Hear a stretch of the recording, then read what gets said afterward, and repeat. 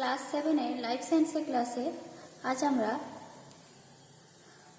কাণ্ড সম্পর্কে জানব। আগের ক্লাসে আমরা মূল সম্পর্কে জেনেছি। উদ্ভিদের আরেকটা উপাদান কাণ্ড, আমরা কাণ্ড সম্পর্কে জানব। কাণ্ড বা একে বলা হয় কি বিটল, কাণ্ড বা বিটল।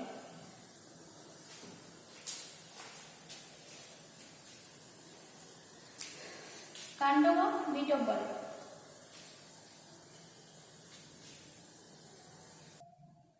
একটা আমরা কাণ্ড আমরা এঁকেছি, কাণ্ডের ছবি, ঠিক আছে। কাণ্ডের ছবি এঁকেছি, কাণ্ডের বিভিন্ন অংশের ছবি, বিভিন্ন অংশ, ঠিক আছে।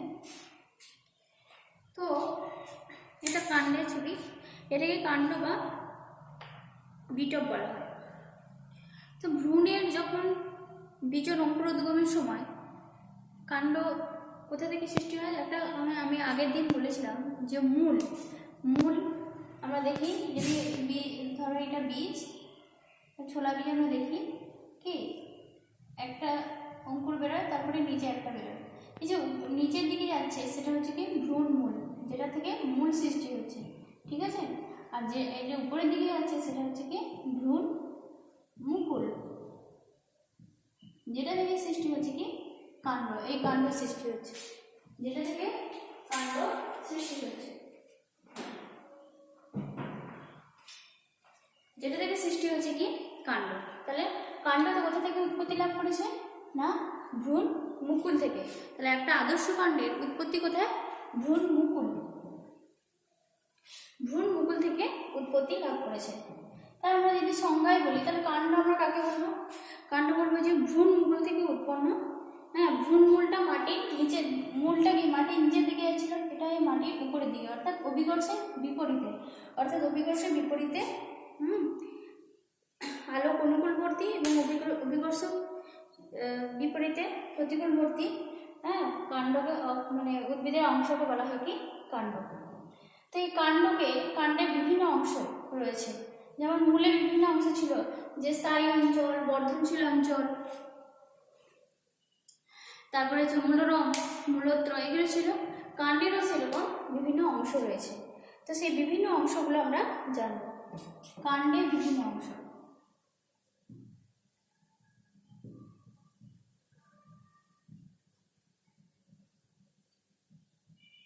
ঠিক আছে। তো কাণ্ডের বিভিন্ন অংশগুলো কি কি, এটা হচ্ছে অগ্রমুকুল,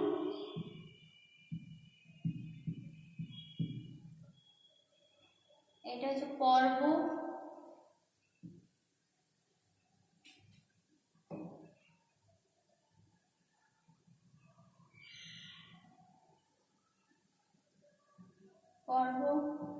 দুটো পর্বের মাঝে এটা হচ্ছে পর্ব মধ্য, ঠিক আছে। তারপরে এই যে কক্ষ, এখানে যে মুকুল বেরিয়েছে, কক্ষ থেকে যে মুকুলটা বেরিয়েছে একে বলা হয় কাক্ষিক মুকুল।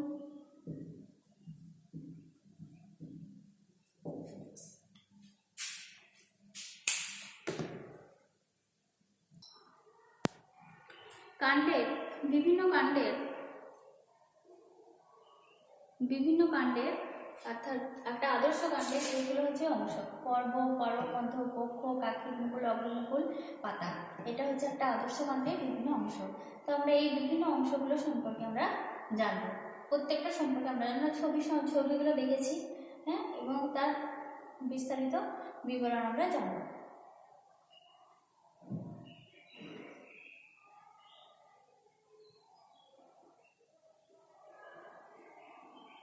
প্রথমে আমরা জানবো যে পর্ব কাকে বলে। পর্ব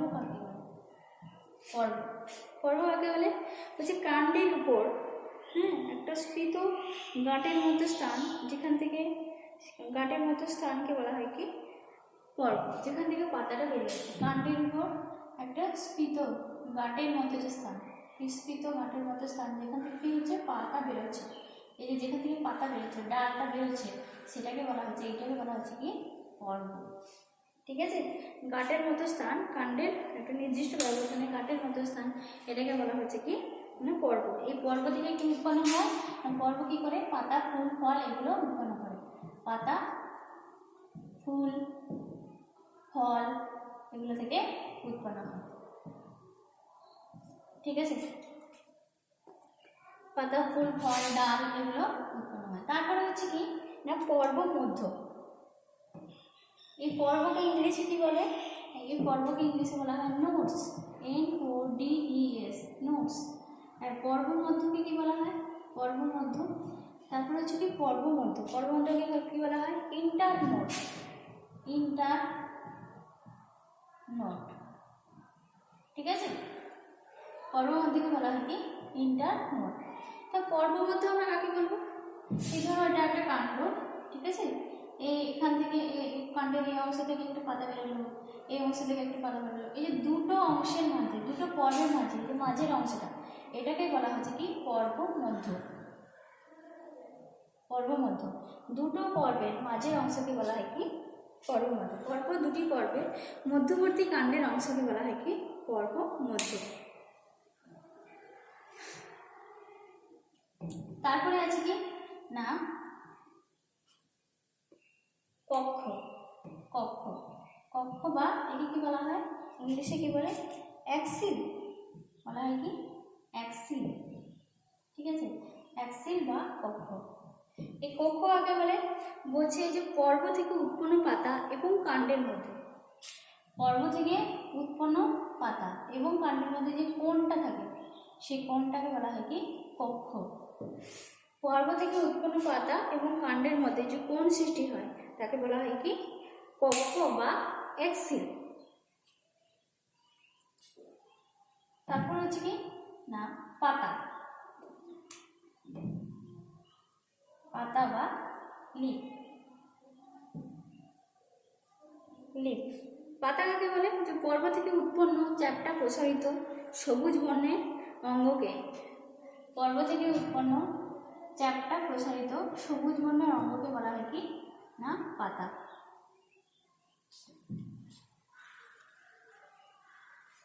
নেক্সট আছে কি মুকুল।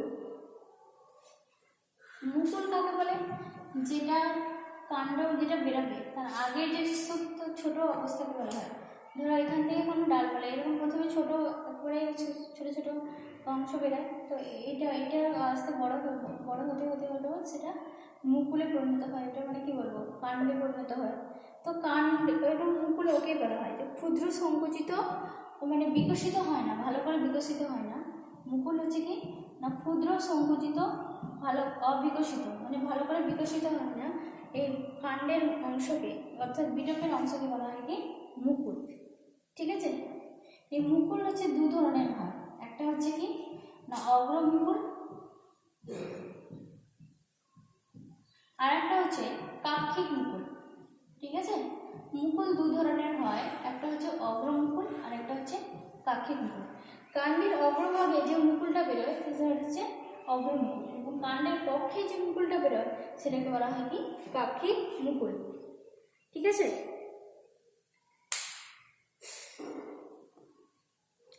নেক্সট আমরা কাণ্ডের প্রকারভেদ সম্পর্কে জানব।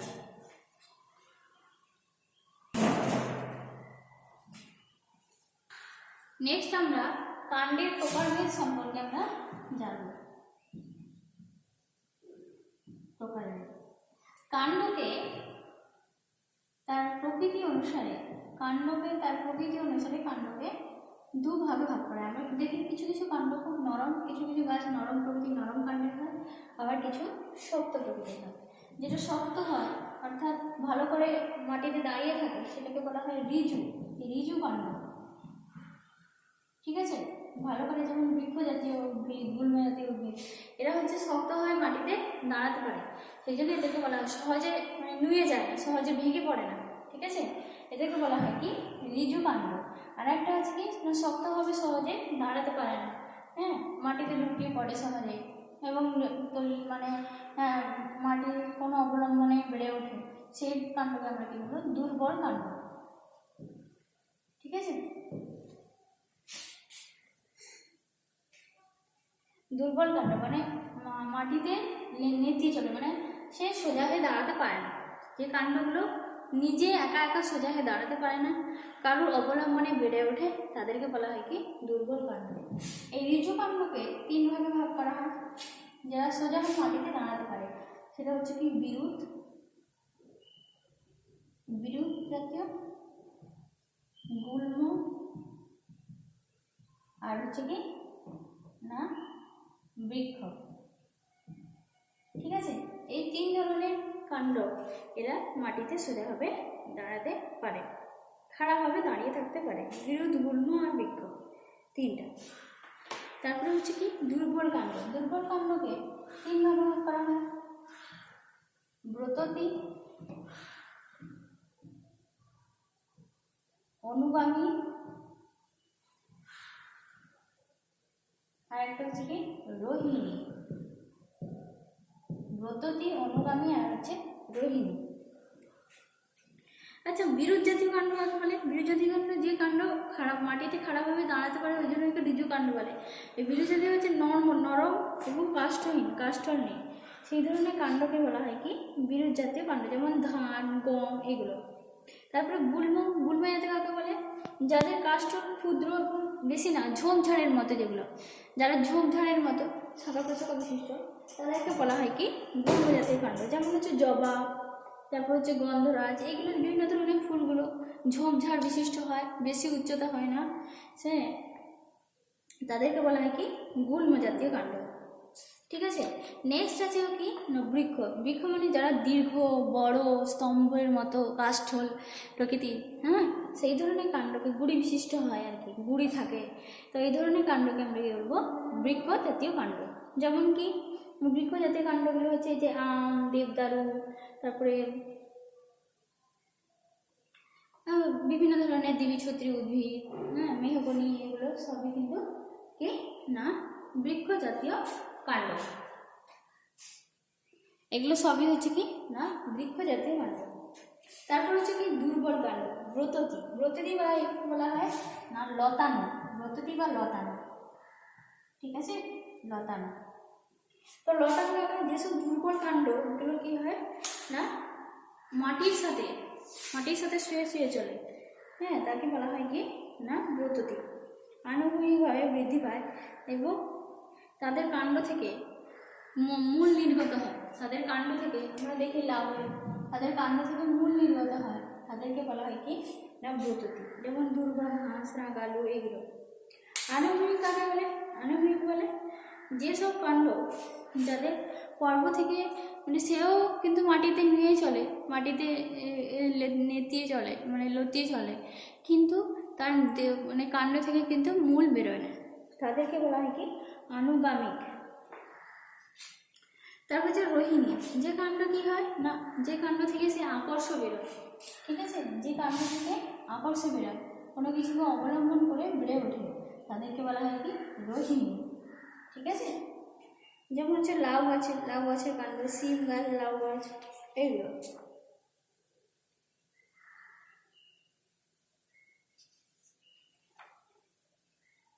এরপর আমরা জানবো কি না কাণ্ডের কাজ সম্পর্কে আমরা জানবো।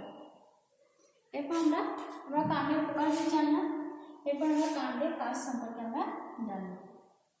এই কাণ্ড কি কাজ করে?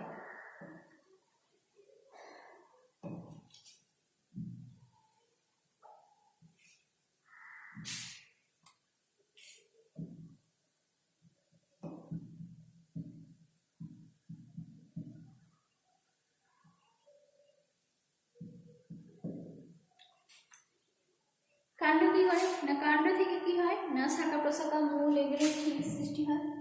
শাখা প্রশাখা, মূল, পাতা, ফুল, ফল সৃষ্টি করে। ঠিক আছে, এগুলো সৃষ্টি করে। 2 নম্বর কি না 2 নম্বর হচ্ছে কাণ্ড থেকে যে মূলগুলো বেরোয়, সেগুলো কি করে না খনিজ লবণ, জল ও খনিজ লবণ শোষণে কাণ্ড থেকে বেরোনো মূল কি করে জল ও খনিজ লবণ শোষণ করে। ঠিক আছে, তৃতীয় কাজ কি না, পাতায় থেকে যে উৎপন্ন খাদ্য, পাতায় যে উৎপন্ন খনিজ লবণ শোষণ করে পাতায় পাঠাচ্ছে, হ্যাঁ, খনিজ লবণ শোষণ করে পাতায় পাঠায় এবং পাতায় উৎপন্ন খাদ্য কাণ্ডের মাধ্যমে সারা শরীরে চলে আসে, উদ্ভিদের সারা শরীরে চলে আসে। পাতায় উৎপন্ন খাদ্য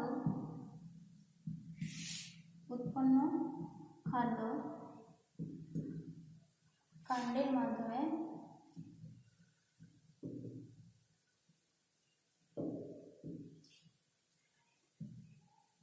সারা শরীরে ছড়িয়ে পড়ে। ঠিক আছে, আর কি করে কাণ্ডের আর কি কাজ, আরও কিছু কিছু কাণ্ড আছে যারা কি করে না খাদ্য সঞ্চয়, আত্মরক্ষা, সালোক সংশ্লেষে, হ্যাঁ, অঙ্গজননে, জননে, বংশ বিস্তারে এগুলোতে সাহায্য করে।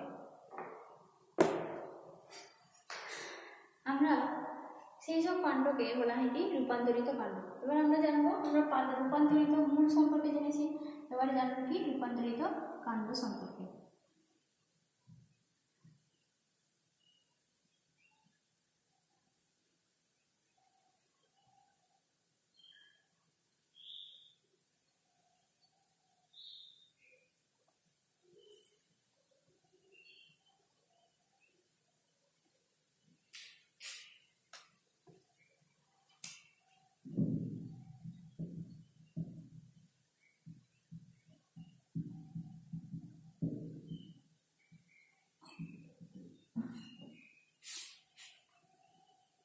রূপান্তরিত কাণ্ড বা মডিফিকেশন স্ট্রিম, রূপান্তরিত কাণ্ড বা মডিফিকেশন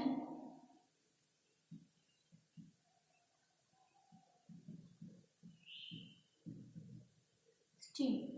ঠিক আছে, কাকে বলে রূপান্তরিত কাণ্ড বা মডিফিকেশন স্ট্রিম? কাকে বলে না, যে সকল কাণ্ড খাদ্য সঞ্চয়, আত্মরক্ষা,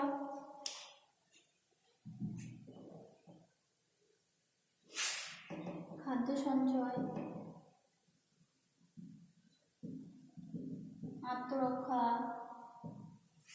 যেমন মূলের ক্ষেত্রে হয়েছিল খাদ্য সঞ্চয়, আত্মরক্ষা, বংশ বিস্তার,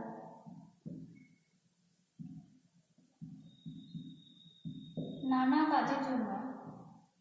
কাজের জন্য কি করেছে না, নানা কাজের জন্য কাণ্ড পরিবর্তিত হয়ে নানা আকৃতি ধারণ করেছে। কাণ্ড পরিবর্তিত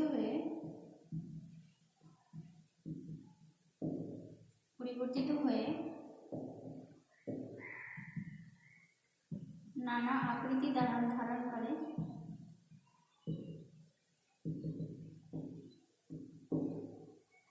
তাকে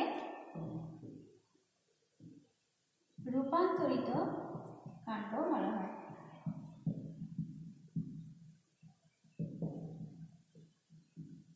ঠিক আছে, তাকে বলা হয় কি না রূপান্তরিত কাণ্ড। তোমাদের সংজ্ঞায় আসতে হবে যে রূপান্তরিত কাণ্ড কাকে বলে না, খাদ্য সঞ্চয়, আত্মরক্ষা, বংশ বিস্তার ইত্যাদি কাজের জন্য কাণ্ড কি হচ্ছে নানা রূপ বা আকৃতি ধারণ করে, তাদেরকে বলা হয় কি রূপান্তরিত কাণ্ড বা মডিফিকেশন স্ট্রিম।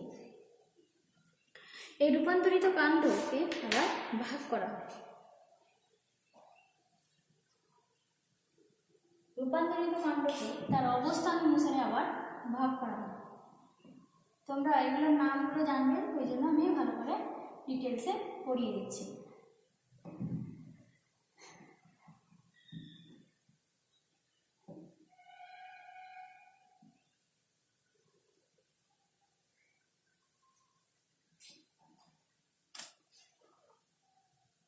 রূপান্তরিত কাণ্ডকে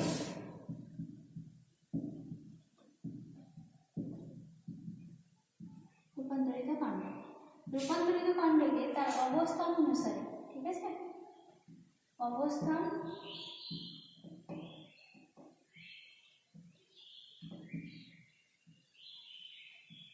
অবস্থান অনুসারে ভাগ করা হয়। ক ভাগে ভাগ করা হয়? না, অবস্থান অনুসারে, তার অবস্থান অনুসারে খণ্ডকে 3 ভাগে ভাগ করা হয়। একটা হচ্ছে ভূ নিম্নস্থ, একটা হচ্ছে অর্ধবায়বীয়, আর একটা হচ্ছে কি বায়বীয়। এই ভূ নিম্নস্থ কাণ্ডগুলো কি কি আমরা নামগুলো জানি, শুনেওছি। কি কি? না, স্ফীতকন্দ, স্ফীতকন্দ, গ্রন্থিকন্দ, কন্দ, আর হচ্ছে কি বুড়িকন্দ। ঠিক আছে। অর্ধবায়বীয় কি? অর্ধবায়বীয় ধাবক, ঊর্ধ্বধাবক,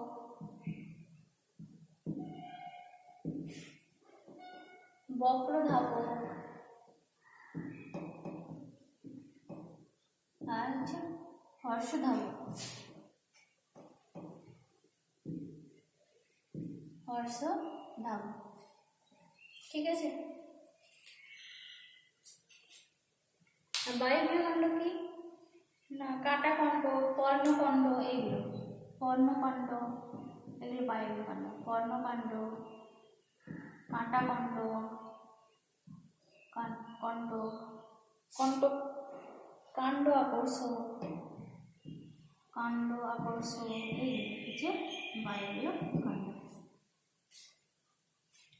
এবার ভূনিম্নস্থ বা এদেরকে বলা হয় কি মৃদগত, এদেরকে বলা হয় কি মৃদগত কাণ্ড। ভূনিম্নস্থ কাণ্ড কাকে বলে?